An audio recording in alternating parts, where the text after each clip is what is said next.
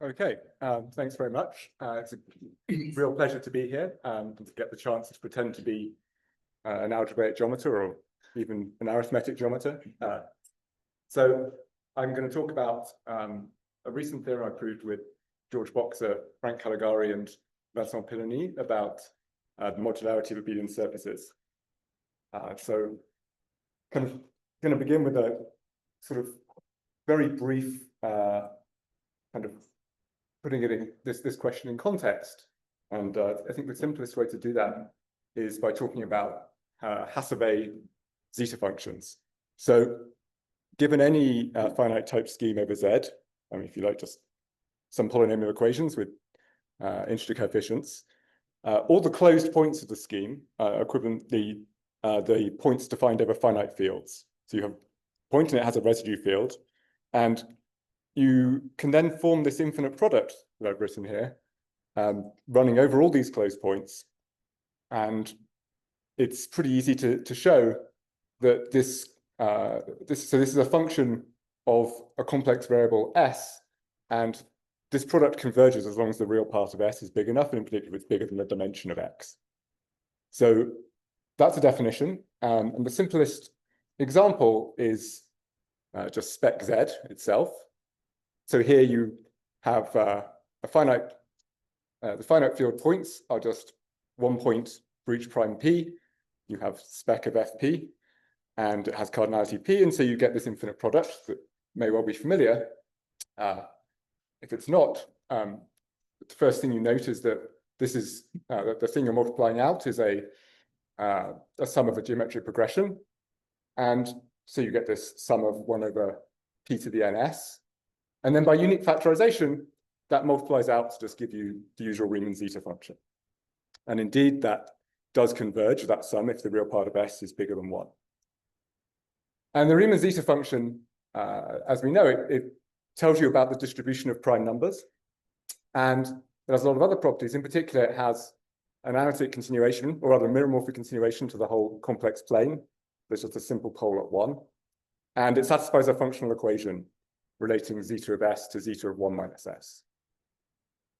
And so the definition of these Hasse zeta functions, I think, is motivated by the Riemann zeta function. And then you could hope, well, first of all, that analogously to the zeta function telling you about primes, that this might tell you something about distribution of points over finite fields or other kind of arithmetic properties of X. And maybe also you could hope that it has similar analytic properties, so it doesn't just converge in some right half plane, but really you have a meromorphic continuation. Okay, so the Hasse conjecture is that this is indeed the case. I think this is first written down in Bayes' ICM talk in the 50s. So there's an expectation that you have a meromorphic continuation and a functional equation, and the functional equation can be made completely precise. I mean, there are sort of some gamma factors at infinity and so on to put in. You can make this a completely explicit, precise statement. And this conjecture is still basically wide open for most, if you just choose your favorite scheme over Z, it's not going to be known. So it's known for zero-dimensional schemes by result of Brouwer from the 20s or 30s. There it's basically Artin's conjecture. It's known for, it's easy to check, for example, for projective space, that basically it reduces to the assertion for the Riemann zeta function. It's known for elliptic curves, as I will review in a little bit. And not the theorem I'm going to talk about today, but we proved in 2018 that it holds for abelian surfaces, in particular also for genus 2 curves. The kind of case of a curve and its Jacobian are very closely related. What I want to talk about today is this refinement. So we prove modularity of these abelian surfaces, which I'll define in a bit. Not for all A, but for at least, not for all abelian surfaces over Q, but at least for a positive proportion of them. And I'll kind of explain that all a little more when I state the theorem precisely.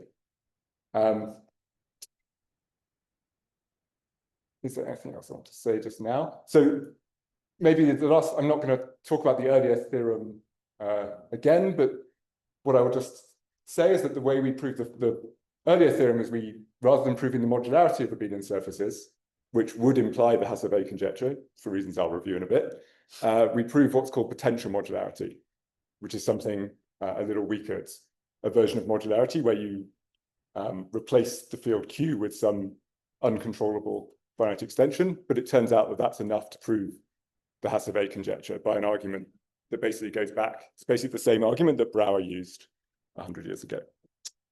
Okay, so that's some context. So in order to tell you what modularity is and how it relates to the Hasse-Weil conjecture, I want to introduce L functions, which are basically, I mean, L functions and zeta functions are more or less the same thing. I'm not sure there's really a precise distinction, but for whatever reason, when you're talking about things like Gauss representations, you always talk about L functions. So Gauss representations are representations of Galois groups, usually of the absolute Galois group of a field. So if you take a perfect field, K, I'm always going to write K bar for an algebraic closure. And then the absolute Galois group is the Galois group of the algebraic closure over the base field. And the kind of two examples that are going to be important, or most important for us are the field Q, the rational numbers, but also finite fields. And for finite fields, the absolute Galois group has a particularly simple form. It's just given by the profinite completion of Z. So it's topologically generated by a single element, which is the Frobenius element. So the Frobenius endomorphism of any field of characteristic P is just the Pth power endomorphism, which is a field endomorphism, as you know, because we're in characteristic P, so it is actually additive. And when you're doing Galois theory, you look at fixed fields, and the fixed field of the Frobenius is just the usual finite field Fp. And more generally, if you take the nth power of Frobenius, you get the finite field with P to the n elements. And this is pretty easy to check. I mean, the fixed field, if you're solving sort of x to the P to the n equals x, and you're working in a field, so that's going to have at most P to the n roots. And then it's easy to see that you have a field and it has P to the n elements, and so it's Fp to the n. And in the case of Fp, this is basically Fermat's little theorem. Okay, so I don't want to look at representations of the absolute Galois group of the finite field so much, because that's just given by writing down a matrix. But you can use, if you have a representation, for example, of the absolute Galois group of Q, you can restrict it to decomposition groups, so to the absolute Galois groups of p-adic fields. And if it's unramified, which it will be kind of typically, then the representation will factor through the Galois group of the finite field, again, by the definition of unramified. And so given a representation of the absolute Galois group of Q, for most primes P, you get a representation of this group, and thus is controlled by what the Frobenius does. Okay, so then the actual representations I'm going to be considering are L-adic representations. So rather than taking representations over the complex numbers or something like this, I would take representations over QL bar, which is by definition algebraic closure of QL. And for abstract reasons, this is isomorphic to the complex numbers. There's no chosen isomorphism. This is obviously a kind of horrible thing to do in some sense. It doesn't respect topologies, but let's just do it for now. The reason I want to do that is I want L-adic representations, because those are the kind of things that come up in algebraic geometry. But I want to look at these zeta functions, which are functions of a complex variable. And so I have to mix these things in some way. And then if I have a Galois representation, so I have a representation on an n-dimensional QL bar vector space V, and if I demand that it's unramified for all but many primes, which, again, the representations I'm going to be considering in a minute on the next slide, even though it's going to come from a tile cohomology, and they'll have this property, then I define the L function in this way. So this looks a bit like the kind of thing I had on the first slide, where I had the product, I had the Riemann zeta function as a product over primes P, except here I've got something a little more complicated. The factor at P is basically given by the characteristic polynomial of this Frobenius element. And in order to make this thing kind of well-defined at all primes P, even the ramified primes, I've taken inertia invariance here. This isn't quite what I should really do, particularly if the primes P and L are equal. I'm not getting really quite the right definition, but there is a good definition here, and any definition you make at the unramified primes, this is definitely the right thing to do. and maybe you have to make some slight adjustment to some ramified primes, but that's not going to affect the holomorphic properties or anything like this. So you're basically going to ignore that.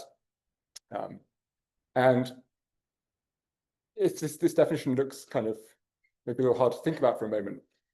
Again, the kind of simplest example is to take the trivial representation, so just QL bar with Galois group acting trivially, and where in that case the characteristic polynomial is just the identity element, and we just get the same product as before. So we get the Riemann zeta function again. And that's not a coincidence. The Riemann zeta function we saw was basically associated, it's the Hasse-Weil zeta function of spec z, so it's just given by a point. And if you take cohomology of a point, you get a kind of just a one-dimensional vector space with nothing interesting. So that's a kind of reasonable thing to do. And I've kind of said this twice now about taking Étale cohomology.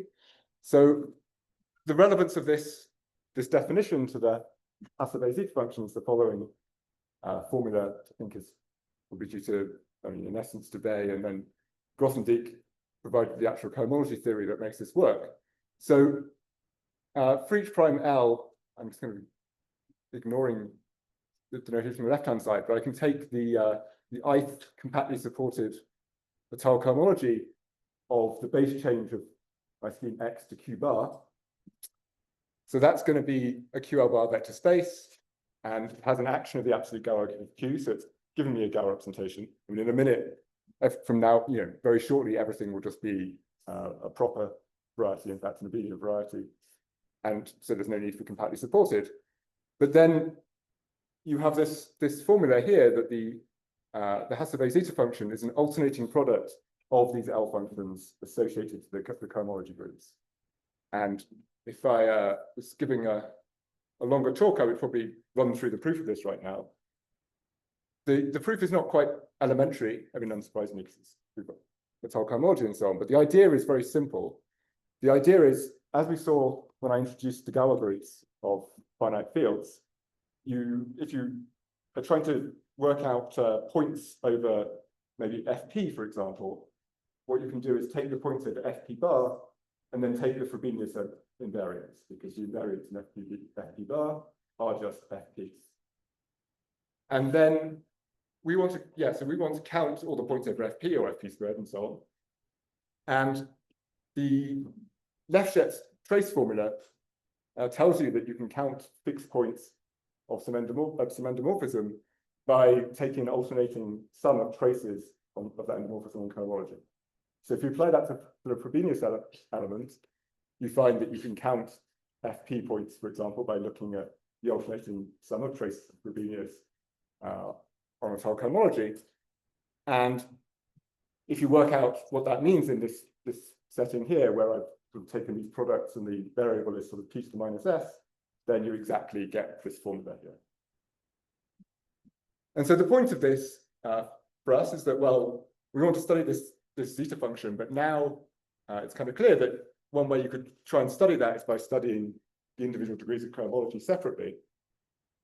And then there's a conjecture from attributing to Langlands that in fact each of these L functions for each degree of cohomology is a product of what are called automorphic L functions. So those are the L functions associated with automorphic forms. But I'm not going to define those right now.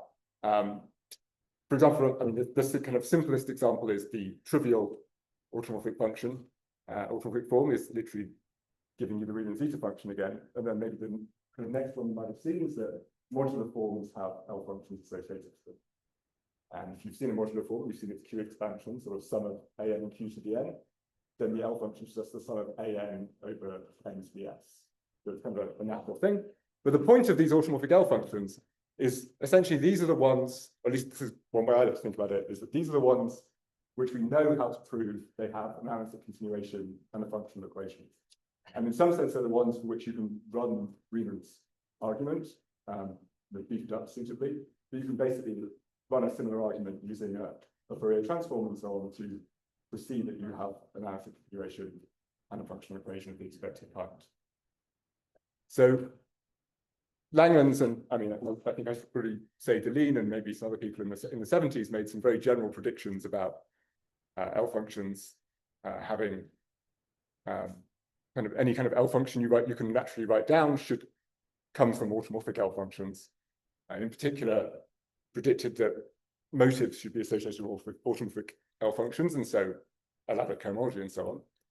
And by the kind of things I've just been wittering on about, this conjecture would imply the Hasse-Weil conjecture, because you apply this conjecture and combine it with the formula up there, and each of the factors on the right-hand side would have these analytic continuations and functional equations, and so does this kind of alternating product. And I think it's probably true that essentially the only way that instances of the Hasse-Weil conjecture are being proved is by proving versions of this conjecture of Langmuir's. So that's certainly the way that the earlier result I mentioned of ours on the Hasse-Weil conjecture for abelian surfaces is proved. On the other hand, knowing something like this is much stronger than knowing, at least in principle, is much stronger than knowing this Hasse-Weil conjecture or knowing its analytic properties. And often you want to know this kind of stronger statement is the one that you want. The stronger statement that the L functions are coming from automorphic forms is the one that you want to apply. For example, it's the one that sort of is relevant to things like, well, like Weil's proof of Fermat's last theorem. I'll come to it in 1 second. Okay, so in fact, let's move towards that. I want to kind of now get to elliptic curves and then abelian surfaces. So usually, if you have an abelian variety, a particular elliptic curve, you talk about it having an L function, and it's just the L function of its first cohomology. And that's pretty reasonable because for an abelian variety, all the cohomology is generated by just taking wedge powers of the first cohomology. And then the kind of simplest example is an elliptic curve. And so if we apply the formula I had on the previous slide, this zeta function of the elliptic curve is supposed to be an alternating product of the H0, the H1, and the H2. And so the point is here that the H0 is giving you a zeta of S, and the H2 gives you a zeta of S minus 1. And that's a pretty easy thing to check by hand. This kind of replacement of S by S minus 1 corresponds to Tate twist, like in going between H0 and H2. So the kind of interesting, and of course the Riemann zeta function is very interesting, but the sort of thing that's relevant to the elliptic curve is just this L function itself. And then there's this theorem of Weil's, Taylor-Weil's, and Roy-Conrad Diamond-Taylor proving the modularity of elliptic curves. So there are many ways to formulate what it means for an elliptic curve to be modular, but one is that you have a modular form whose L function agrees with the L function of the elliptic curve. And so this modular form is necessarily a weight 2 modular form, and it's an eigenform in the sense that you have some modular forms, you have Hecker operators acting on them. These are linear maps on spaces of modular forms, and these maps, these endomorphisms will commute, so you can simultaneously diagonalize them. And so the modular forms we care about are the ones for which you're a simultaneous eigenvector for all of the Hecker operators. And so this theorem in particular tells you that the L function of the elliptic curve has a holomorphic continuation. There's no poles to the whole complex plane, and it has a functional equation relating the value at S and the value at 2 minus S. And then, for example, you can formulate the Birch-Swinnerton-Dyer conjecture about the rank of an elliptic curve is a conjecture about the behavior, the order of vanishing of the L function at the sort of midpoint, the point S equals 1. And I think all the results that are known about the BSD conjecture depend on knowing this modularity as an input. It's not just that you kind of say, oh, we know the analytic continuation and so on, you really use the modular forms in some way. Okay, so I want to talk not about elliptic curves, but about abelian surfaces.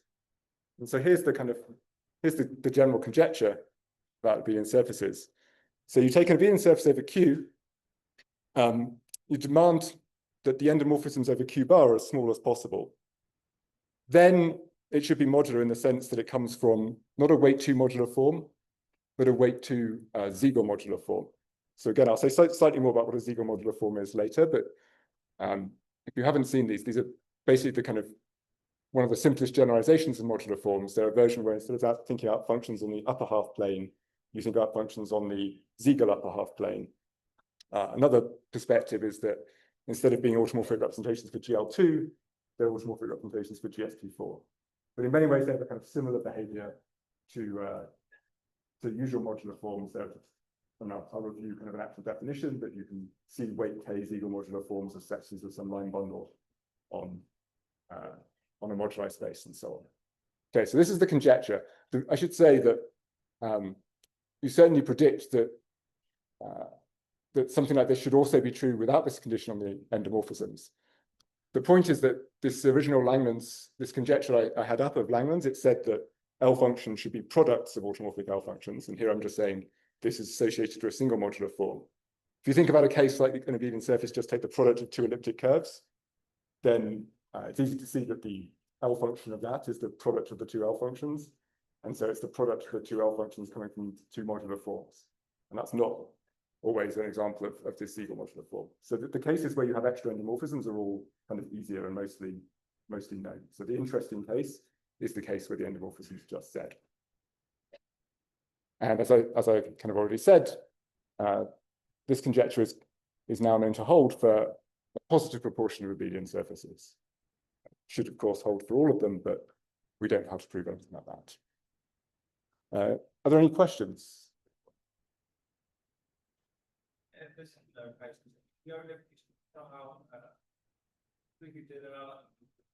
Any scheme of well, over Z, but it always has some singular, right?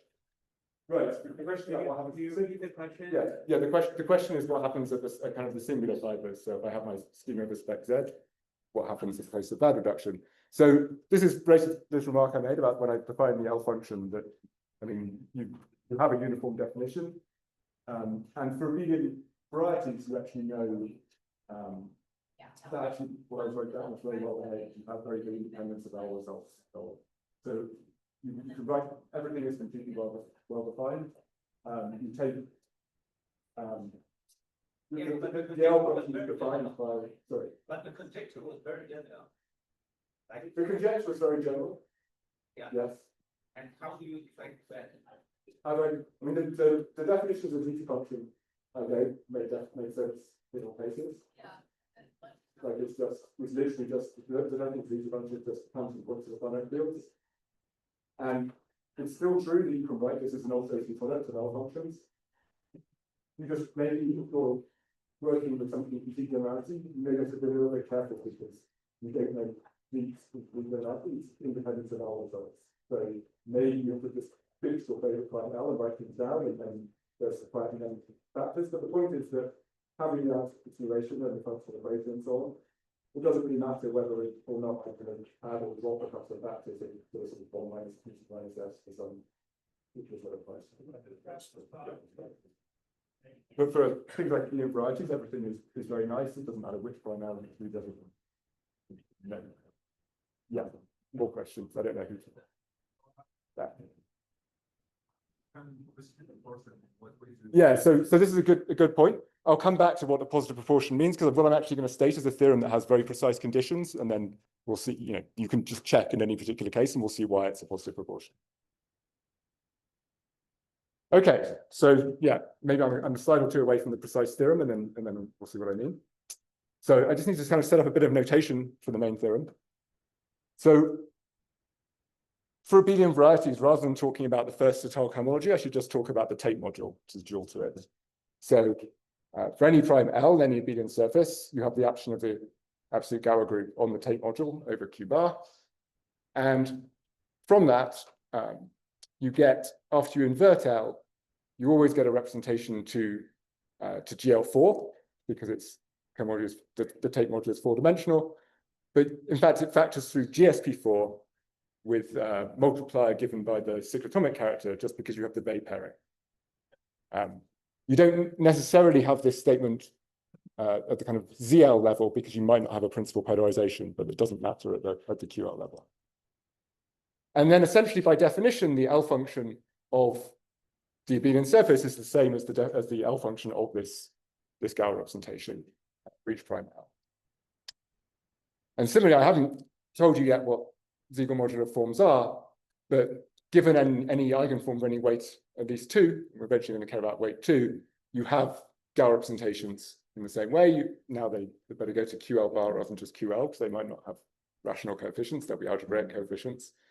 And the L functions of these eigenforms, which are defined in some kind of automorphic way, agree with the L functions of the Gauss representations that I defined there, the defining property of them. I should have remarked, I kind of sort of hinted at this when we come back to it, that in each of these cases, this is a reasonable statement because all the kind of characteristic polynomials of Frobenius and so on that I'm considering turn out to be defined over a number field. And in fact, for take one thing even surface of gravity, it's just defined over a Z as a coefficient. So it doesn't matter which isomorphism between QL bar and C like this. If it wasn't true, that there would be no hope that you could have statements like this, because everything will be depending in some way on some horrible isomorphism I chose. So in practice, it doesn't matter. In practice, we don't really have sources of Gauss representations that aren't taking a Talc homology of schemes. Okay, so this will be important when we come to the proof in a minute. The definition of modularity was that the L function of the abelian surface, which is the L function of its first cohomology, or the L function of its tape module, should agree with the L function of the modular form. That's equivalent here to the L functions of the Gauss representations agreeing for any particular prime L. And that's actually equivalent to the Gauss representations just being isomorphic. So of course, if the Gauss representations are isomorphic, then so are the L functions are equal. But it turns out to be relatively easy to show that using the Chebyshov density theorem, that if the L functions agree, then the Gauss representations are isomorphic. So to prove modularity, what you need to prove is that for some particular prime L, or all primes L, these are completely equivalent, that the Gauss representation on the tape module is the same as the Gauss representation coming from one of these Siegel moduli. Okay, so the reason I put that notation is because now I can actually precisely state our main theorem. So we assume that we have a polarization of degree prime to 3. So that's a very mild assumption. In particular, principally polarized abelian surfaces are fine. And then we have 3 hypotheses. So the first hypothesis says that you don't have you don't have sort of rational 3 torsion at all. So we demand that the Gauss action on the 3 torsion is as big as possible. Actually, we can relax this a reasonable amount. There's it's almost enough to just have this action being irreducible, but there's a kind of specific list of subgroups, but surjective is fine. The most serious assumption is this second assumption, that we have good ordinary reduction at 3, and slightly less significantly, it's a technical point in the proofs, we demand that the characteristic polynomial of Frobenius at 3 has distinct roots. So that's the characteristic polynomial on the Dirichlet module, if you like, or you could just look at the action on the L-adic tape module for any L naught at 3, demanding that has distinct roots, which usually it does, but not always. If you take something, I mean, if you ignore the other hypothesis, if you took a product of an elliptic curve with itself, for example, that would be bad. You wouldn't have this. And then finally, this strange-looking assumption at 2, good reduction at 2, and the characteristic polynomial of the action of the Frobenius at 2 on the 3 torsion is not either of 2 specific polynomials. That's kind of maybe a hard assumption to pass. I'll say where it comes from in a bit, but I should say that I forget how many possibilities there are. There's like a dozen possibilities, and we're just ruling out 2 of them. So the reason I say that this is a positive proportion of cases is if you sort of write down abelian surfaces in any kind of reasonable way, so maybe sort of naive way would be to sort of take Jacobians of genus 2 curves, write sort of y squared is a polynomial of degree 6 in X, and just bound the, with Z coefficients, and just bound all the coefficients by some integer n, then this is going to hold for a positive proportion of them. And then the reason is that the condition at the polarization, well, that would be, if I'm literally doing Jacobians, then that's automatic. The assumption about the 3 torsion holds 100% of the time by Hilbert irreducibility. And then the conditions on 2 and 3, these are both open conditions at sort of p-adically. And I mean, in fact, there's literally a finite number of there's sort of a finite number of possibilities, and you can just work out what the proportion is for each of them. So you really see it's a positive proportion.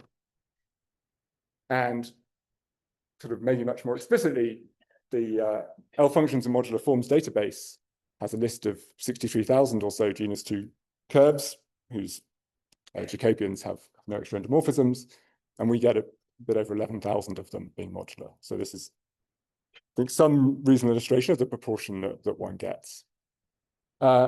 Certainly, I think we expect in the next couple of years or so that we can improve the theorem I stated quite a bit.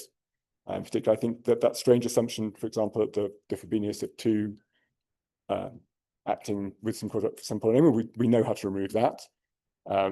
Hopefully we can relax the kind of good ordinary condition at 3 quite a bit. Probably the hardest condition to relax will actually be the condition on the image of the 3 torsion being big, although, let's say in any reasonable sense, I forget how many it is, how many cases where that fails in this list, but it's a handful that fail to satisfy the conditions we need there. So I suspect we can do a lot better, but because someone will ask this in the questions, the kind of embarrassing caveat is that we do not know how to go any further. So elliptic curves were done, 1995 to 1998. 30 years later, we can now start doing abelian surfaces, but anything beyond that seems hopelessly out of reach as far as we know. There's basically a sort of hard cutoff of genus 2 and two-dimensional things. So even if you take the Jacobian of a reasonably general curve of degree 3, I think we don't even know how to prove the modularity of a single example. If you're given an explicit one and all compute it however you like, I don't think anyone's worked out how to do this. And the basic problem is that the automorphic forms in question that should be corresponding to these have no known or expected connection with algebraic geometry at all. So that's kind of a problem because the only way we're bridging is that we, for example, have these Gauss representations associated to legal modular forms. There should be Gauss representations associated to things that correspond here, because of course they should agree with the Gauss representations of these leading varieties. But the Gauss representations provably, in some sense, have no connection to, for example, cohomology of Shimura varieties or any other modified spaces that no one knows something like that. So it seems like this is a pretty hopeless barrier. Are there any questions before I move on quickly to the proof? Yes. So in one hand, counting functions for families doing surfaces over Q, and someone, as I say, there are certain many problems for these modular abelian surfaces over Q, 100%, like 70%. I mean, so the question was about counting abelian surfaces and counting the modular ones. I mean, conjecturally, all of them are modular. And 100% in the very strong sense of literally all. Well, so you can kind of say that. I mean, I think there's a dream, the next paper we prove could be like 100. If we're lucky, in a couple of years' time, we can prove the modularity of 100%, but there will be infinitely many that we won't prove it because there's some thin set we aren't proving. And the exact sense, if you choose your favorite way of ordering, I mean, if you want to order them by height or something, I'm not sure if people know how to assess what proportion and satisfy the hypotheses that I wrote down, but I forget. I think somewhere between 10 and 20% is the kind of percentage that works out if you do these things. There's a section in our paper that discusses what happens. But basically, there's these local conditions at 2 and 3, and you just have to. So you have to not do something like choose to order things by first of all doing all the things that fail our hypotheses at 2 and 3. But that's not how it works. Okay, so maybe I should move on to saying something about the kind of proof strategy. We'll see how far I get. So the proof, in some sense, is very similar to Wiles's work on elliptic curves. He used something called a 3-5 switch, and we use instead a 2-3 switch. And basically, the point is that you choose 2 primes, which you can do something interesting with, and you exploit the fact that I mentioned that you need to prove that the Gauss representation associated for some prime p is modular, and we choose the primes 2 and 3 for reasons that will become clear very shortly. So in outline, there's just 3 steps to the proof. First of all, we show that there's a big supply of abelian surfaces B whose 2-torsion representation is modular. So the bar here, when I write rho bar for a p-adic representation, I just mean reduce it mod P. So this is the representation on the 2-torsion. We show that that comes from some Siegel modular forms. It's kind of many B in some sense, but it will be 0% of all abelian surfaces. So this is not a great start. But then we'll show for many A, and this will be exactly the A in the theorem, we show that you can find a B with the properties of the first one. So we know the 2-torsion is modular, but also we know the 3-torsion of B is the same as the 3-torsion of A. So that's something it turns out we can do. And then the third step is you have a modularity lifting theorem. So this is the kind of key innovation that Wiles introduced.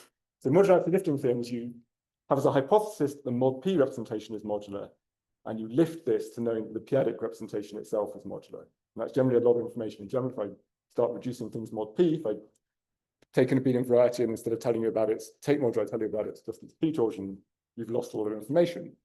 With this says you can go back. So there are some precise hypotheses. So first of all, I would demand that my representation is unramified or finite many primes. That's fine. And what's called de Rham at P, I'll come back to that, but that's kind of definition of Fontaine, but in particular, Tal homology always satisfies this. So this is satisfied for anything one would care about. Then, as I've mentioned, you have the assumption that you're modular mod P. That's what we're going to assume. We have some kind of assumption that the mod P representation has a large image. So this is an example of this was my assumption that the representation of the 3-torsion was GSP4F3. So something that's irreducible, you should imagine in your mind. We have this slightly strange assumption of purity. That just means that the Frobenius eigenvalues at each prime are Vaj numbers. So this is something that's a bit strange if you're looking at an abstract representation, but if your representations come from the Tal homology, come from tape modules, that's fine. And then the most significant assumption is this one here, with this assumption of being ordinary and P distinguished. I'll define that in a bit. And the Hodge tape weights are 0, 0, 1, 1. So those are just the kind of Hodge numbers. But those particular numbers are not so significant. It's just those are the ones that are relevant to abelian surfaces. They do have Hodge numbers 0, 0, 1, 1. Then we prove it's modular. So kind of all of the kind of getting a positive proportion rather than sort of 100% or something is coming from this ordinary assumption here. And that's the kind of thing we expect to be able to, or hope to be able to relax in the next few years, but that will be a lot of work. Okay, so these are kind of the 3 things you need to do. And given this blueprint, it's now actually easy to prove the modularity theorem. So the argument is quite simple. You take any A that's as in step 2, and the corresponding B as in step 1. And then you argue as follows. Well, step 1 tells us that the mod 2 representation for B is modular. And then step 3 told us that if you were modular mod P, you were actually modular. So here we apply that to get that the 2-adic tape module is modular. That's equivalent to the 3-adic tape module being modular. And that trivially implies that the mod 3 representation, so the 3-torsion, is modular. And now in part 2, the defining property of B was that that was the same as that for A. And now you apply your lifting theorem again, and you get back the modularity of A. So you've done some kind of chain of going between A and B, of going between characteristic 0 and characteristic P. So as long as you can prove, do each of these steps individually, then you win. And I should say that around the time we completed our earlier work, so back in 2018 or so, we knew how to do parts 1 and 2 here. And we knew what theorem we wanted to prove in part 3, but that's where we got stuck for about 5 years. And that's sort of taken most of the work has been proving the modularity lifting theorem, which is perhaps slightly surprising because people have gone pretty good at proving modularity lifting theorems another 30 years since Wiles. But unfortunately, the basic problem is that it's very hard to prove them when you have repeated Hodge numbers. So it's kind of easy in some sense now for elliptic curves where Hodge numbers are 0, 1. And very hard for things where you've got 0, 0, 1, 1. Anytime you have repetitions, that's very bad. That's where all the problems have been. Okay, so maybe let me kind of quickly take you through at least how the first 2 steps go. So here's the precise theorem of here are the B's that we prove are modular. So we take the Jacobians, not of general genus 2 curves, but of ones with a rational Weierstrass point. So giving you a rational point of infinity. So now I'm taking y squared as a polynomial of degree 5. And if you give yourself that the Galois group is basically as big as possible, it's S5 would be the biggest thing it could be, and A5 is also fine. Ask that you have exactly one real root. And then this condition of being ordinary at 2 and 2 distinguished is not necessary for proving the modularity here, but it's important for all the applications of modularity lifting theorems that we have. So then you know that the 2 torsion is modular. So this is kind of, I think, it was the most kind of number theoretic part of the proof, because this is the sort of really grubby thing where we're using some strange facts about well, representations of A5 in characteristic 2, as you'll see in a minute. There's a lot of the proof, the things I probably won't get to because I'm going slowly. In the proof, there's a lot of beautiful kind of general algebraic geometry technology and so on, but the actual number theory, I think, is this kind of grubbing around at 2 and 3. Okay, so I had this assumption that the Galois group was A5 or S5. I'm just going to take out the A5 case. The S5 case you just handle by initially replacing Q with the quadratic extension, which gives you the A5 Galois group. It's a very similar argument to some Hilbert modular forms. So then the key diagram is this one here.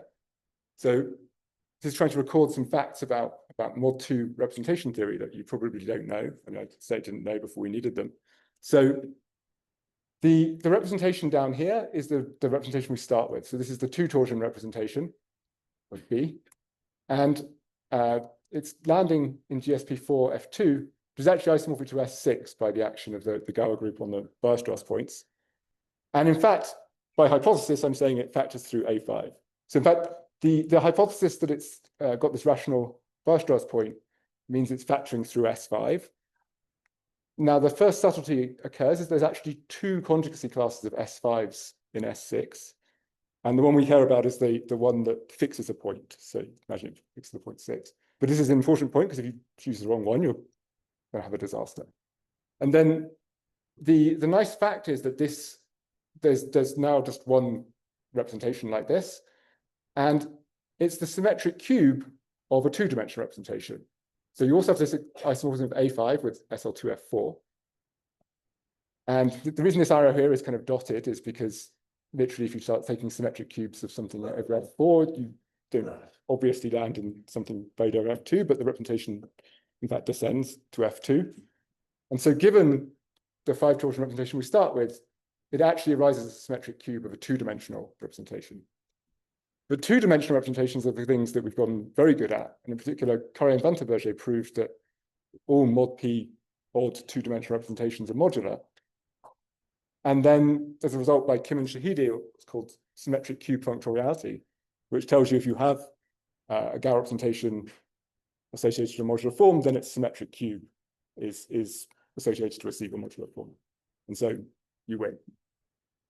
So that's kind of easy in some sense once you've had the idea that there is some kind of relationship between the 2 torsion and symmetric cubes and so on. And then the 2-3 switch is in some sense is also kind of easy. So here's the sort of precise statement. So we asked that A has a prime to 3 polarization, good reduction at 2, and the characteristic polynomial of Frobenius at 2 is not either of these specific things. Then you can make a B, as in on the previous slide, so Jacobian of this y squared equals a quintic, and the 3 torsion is what it is the same as that of A. And in particular, by the result I just told you, the 2 torsion is modular of B, and it has its ordinary and 2 distinguished, and so our theorems apply to it. Okay, well, the proof of this is also, in some sense, quite easy. So what you do is you consider the moduli space of all of these possible curves, y squared is a quintic, so that's the kind of curve C, and you demand that you have this isomorphism of 3 torsion. So B is going to be Jacobian of C, so you demand that you have this isomorphism of 3 torsions here. It has to be an isomorphism preserving the Veit pairing as well. And then the crazy fact is that moduli space over Q is rational, so it's birational to some open in P cubed of Q, projective 3 space. So over the complex numbers, this is something pretty classical. It's closely related to the theory of the Burckhardt quartic. yeah, I'm not quite sure just how old the result is. It's known that this modulo space is rational because you basically have to sort of check. Firstly, this was already known that if you take the 3 torsion to be sort of trivial, you check rationality, and then you have to do some Galois cohomology argument to check that the twist that you're writing down here is also rational over Q, but it is. Okay, so rational varieties and projective space has a lot of points, and a point of this modulo space is just a curve that has the right 3 torsion, and then you just have to arrange these other conditions here, but these conditions are all just conditions locally at some prime P. So there's a condition, or at the Archimedean prime at R. So there's a condition over R, there's a condition at 2, and the first condition on the Galois group being big, you just have to arrange, you have enough elements, so you can just choose your favorite kind of large primes and demand that you have like a 5 cycle or a 2 cycle or whatever, and then you get a big enough group. You can make the group S5. The reason that the other condition came in here, this condition came in, is that there is actually an obstruction to being ordinary at 2 and 2 distinguished. And also, I should say that the B's we care about, in some cases, they actually have semi-stable rather than good reduction. If you kind of consider all kind of possible options. But if you think about it, having ordinary reduction at 2 is saying something, at least about the sort of action on the 2 torsion, and we're saying something about the action on the quadratic tape module, and in particular, that's something about the action on the 2 torsion. And it turns out that also, sort of think about this Frobenius at 3, there's also now some condition, and now you have to like sort of look at the possibilities and what constraints you've written down and whether there's a compatibility. This is kind of irritating, but this is exactly the kind of obstruction that will go away once we generalize all our theorems to work over totally real fields, which will be one of the first things we do, because then you can kind of go from Q, you can make a finite extension and get rid of any sort of local conditions, local problems. So this condition is irritating, but I think it's mild in the grand scheme of things. Okay, well, I'm running way behind on time, but let me just try and very briefly say something about step 3, which is the modularity lifting theorem. Maybe what I can kind of tell you is the proof is that part 1 is to apply the Taylor-Wiles method. So the Taylor-Wiles method is how you prove the modularity of Galois representations, how you prove modularity lifting theorems, the technique that you have. And I kind of already said that this is now a very well-developed theory in the 30 years since Wiles, but it's a well-developed theory when you have distinct Hodge numbers, distinct Hodge tape weights. And if you don't have that, you can't apply it in any easy way. But what it turns out you can do is get what's called p-adic modularity. So what's p-adic modularity? What I'm trying to prove is that the p-adic Galois representation is associated to a weight 2 Siegel modular form. P-adic modularity basically tells you that modulo every power of p, it's modular, but possibly coming from modular forms of higher and higher weight. You have congruences between modular forms of higher weight. And when you sort of take the limit over all powers of p, you end up with what's called p-adic modularity. And the kind of official definition of that is instead of asking for to come from actual modular form, which is a section of a line bundle on the appropriate generalization of modular curve, you ask instead that it comes from a section of the same line bundle, but over an open inside it. So if you're doing p-adic modular forms, you delete the supersingular points in the special fiber. And so basically what you're allowing is essential singularities along some points. And then the whole problem is then to develop a criterion that tells you if you have a p-adic representation, it comes from p-adic modular form, when is that modular form actually a classical modular form thing you really want? And that is where we're basically completely stuck in 2018. There are techniques that let you prove modularity lifting theorems. In this irregular weight case, there's something called the Calegari-Geraghty method that I should say because one of my co-authors responsible for it, which we use there. But for lots of reasons, we couldn't use that here. And so what you really need is some way to tell when a p-adic modular form is actually a classical modular form And that, luckily, in 2020, Liu Pan kind of told us how to do this. So he proved a theorem, a very general theorem, but for modular curves, modular forms.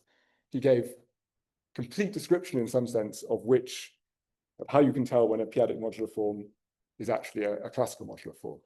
And the answer is very simple. These p-adic automorphic forms also have Galois notations associated to them. Basically, because the definition is by congruences, and you sort of apply a congruence argument. But typically, the Galois notations don't satisfy this de Rham property, which I said I would come back to and clearly won't. And the expectation, this is a slight lie, the expectation is that the ones which come from the p-adic automorphic forms, which are actually classical automorphic forms, are exactly the ones where the Galois notation is de Rham. So it's purely a condition on the Galois notation at P. And what you have to do is find some way to now kind of relate the condition at P on the Galois notation, this de Rham condition, to the condition of the p-adic modular form, which is by definition a section of some line bundle on some open, having an analytic continuation over the whole Ziegler modular variety or modular curve. And the kind of miracle that Liu Pan found is that you can actually concretely, inside a very big, you now do an even bigger thing. You consider a very, very big space of p-adic automorphic forms built by taking entire cohomology of modular curves or whatever and passing to infinite level. And in this huge space, it turns out you have both a Galois action and you have some ability to measure sort of the poles of your possible poles or possible essential singularities of your sections. And what you show is that the two things are literally equivalent. So you encode the condition of being de Rham in terms of what's called the Sen operator, which I think will occur in a couple of days in one of Bargov's talks. And you show that this Sen operator is exactly some boundary mapping cohomology that measures the poles along the kind of locus where you could have an essential singularity. And the way that's done, again, I'm going to stop here, is using what's called geometric Sen theory, which I think will be the subject of Bargov's third talk. He'll talk about p-adic Simpson, but hopefully he will say, but if he doesn't, it's the same subject as what's called geometric Sen theory. So I apologize, I'm not going to give you any details, or maybe it's a relief, but maybe I should just stop here.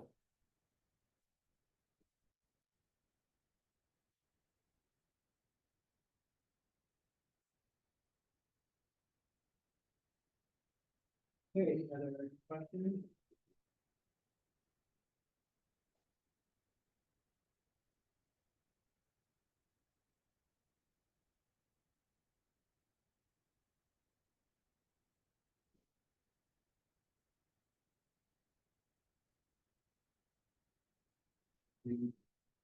So, modularity for elliptic curves is equivalent to having a parameterization by a modular curve, right?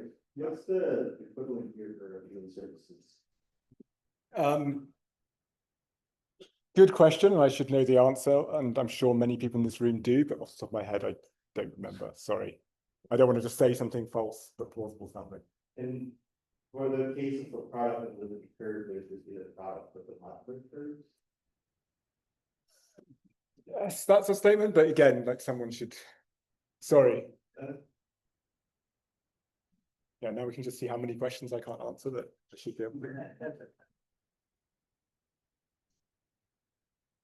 Right, when you learn something you say that how do you use that evidence rationalism?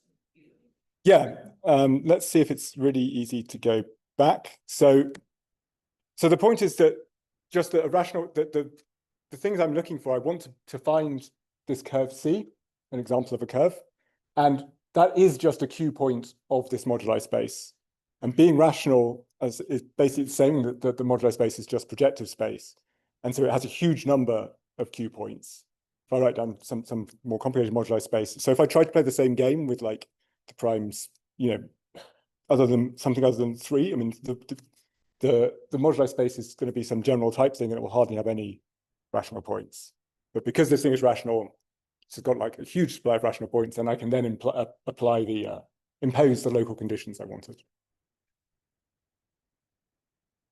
Unirational, I think, would basically be okay as well. And in fact, in some sense, the moduli space you would really like to write down would be not just considering genus 2 curves, sorry, not considering rational Weierstrass points. If you try and write that down, that does give you this Burckhardt quartic. So if I consider all genus 2 curves and so on, and that one is rational over C.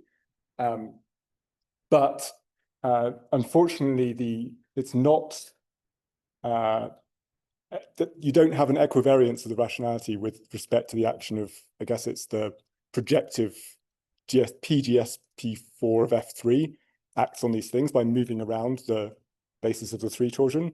And the rationality, I think, when you go down to the rational, go down to Q, you don't have an equivariance there. And the sort of miracle is when you put in this extra condition about having a rational Weierstrass point as well, then you do get this. But yeah, unirationality would be fine. I think it's an interesting question whether there may be other small primes or other variants of different level structures that may give rational varieties as well. And I don't think anyone has really looked at this. So actually, my question, Toby, is a bit of a follow-up on that. I don't know what all this. Okay, cool. Can tell who you are. In some glorious universe where you had every modularity theorem you could imagine for SPQG for everything. Yeah. Imagine that we're in that world. Would you get the theorem, or would you sort of run out of moduli spaces that were rational enough for you to start to do steps 1 and 2? That's a very good question. I think in theory you could imagine a universe where you had every modularity shifting theorem and could do nothing. And I mean, in some sense, that's almost a universe that we are in with respect to a lot of other questions. Because, right, I mean, in some sense, you can imagine that we have this very robust machine for proving these lifting theorems. But in the end, you have to have some source of mod P representations that you can prove a modular. And that, in general, is very limited. And Wiles had this thing of using the fact that GL2F3 is solvable and some results like that. We have this kind of trick where we're going up to A5. But in general, I think not knowing Serre's conjecture or analogs of it is probably the biggest obstruction. And of course, not having any clue what to do for genus 3 curves and so on is also a big problem, but yeah.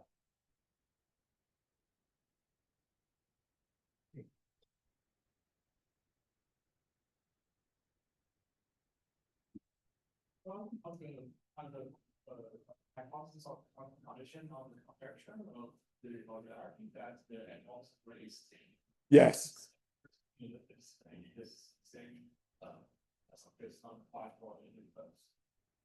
Well, for elliptic, I mean, basically the basic issue. So why doesn't this happen for elliptic curves?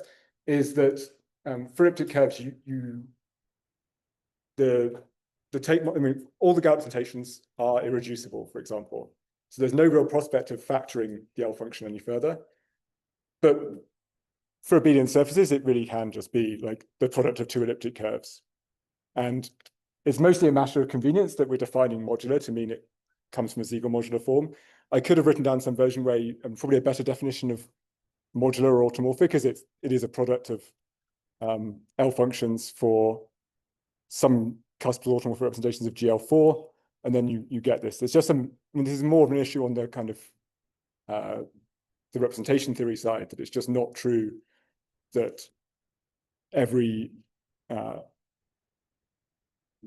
that everything comes from GSP4, from cuspals from GSP4, literally. It's one of these things related to endoscopy and so on, that you can't take a product of 2 modular forms and necessarily get something on GSP4. It's some silly thing.